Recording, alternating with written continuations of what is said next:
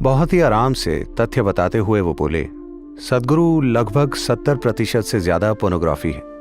तो पिछले 10 सालों में हम एक अभ्यास चला रहे हैं। अगर आप कुछ अश्लील भी देख रहे हो तब भी सदगुरु सामने आ जाएंगे। Inner engineering. हमारे पास संवाद के जो भी माध्यम हैं उनका इस्तेमाल इंसानों को रूपांतरित करने के लिए जरूर किया जाना चाहिए।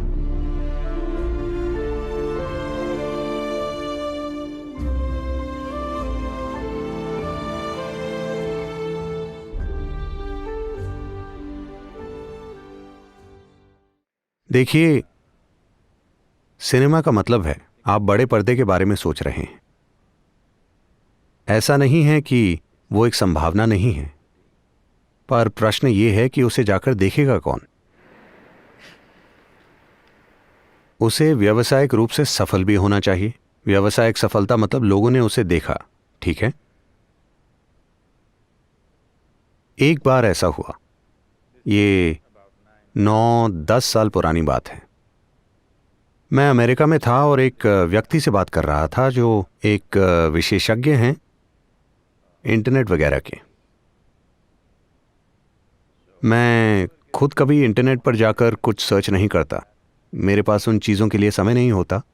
तो मैंने उनसे पूछा, लोग क्या देखते हैं? हर कोई अपनी स्क्रीन की ओर देख रहा है, वो क्या देखते हैं? बहुत आराम से, बहुत ही आराम से तथ्य बताते हुए वो बोले, सदगुरु लगभग 70% से ज्यादा अश्लील चीजें। मैंने कहा क्या? वो बोले हाँ। मैंने कहा मैं इस बकवास में विश्वास नहीं करना चाहता। 70% अश्लील है, यह असंभव है। फिर मैंने कुछ और लोगों से पूछा, वो सभी बोले हाँ लगभग उतना ही है, शायद 65 या 70 होगा। और वो इसका इस्तेमाल और किन चीज़ों के लिए कर रहे हैं? कई अन्य चीज़ें हैं, ड्रग्स बेचने के लिए, हथियार बेचने के लिए।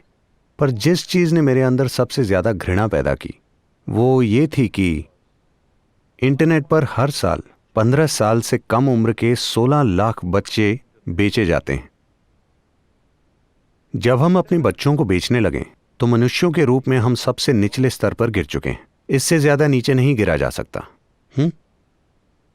जब हम अपने बच्चों को हर तरह की गुलामी में इस्तेमाल के लिए बेचने लगे तो इसका मतलब है हम नीचता की हद तक पहुंच गए हैं, इससे नीचे नहीं गिर सकते, है ना? तब मैंने तय किया कि मैं इंटरनेट पर जाऊंगा। तो पिछले 10 सालों में हमने यह अभियान चलाया है। आप में से कई लोग जो ऊंचाई पर बैठे हैं,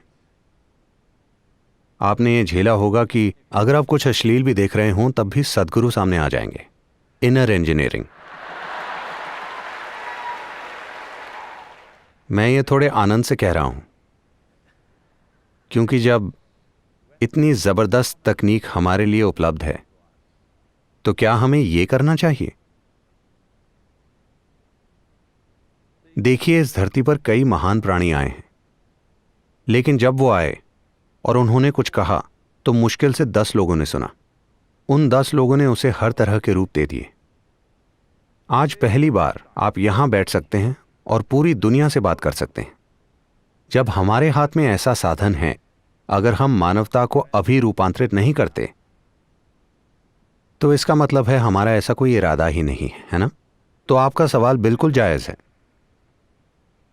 लेकिन क्या हमारे नेचुरल स्टार अध्यात्म पर एक फिल्म बनाएंगे? बायोपिक सदगुरु।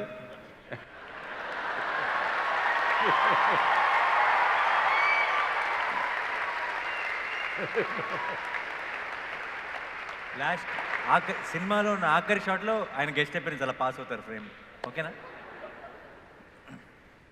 तो हमारे पास जो भी माध्यम है, जरूरी नहीं कि वो आध्यात्मिक प्रक्रिया हो।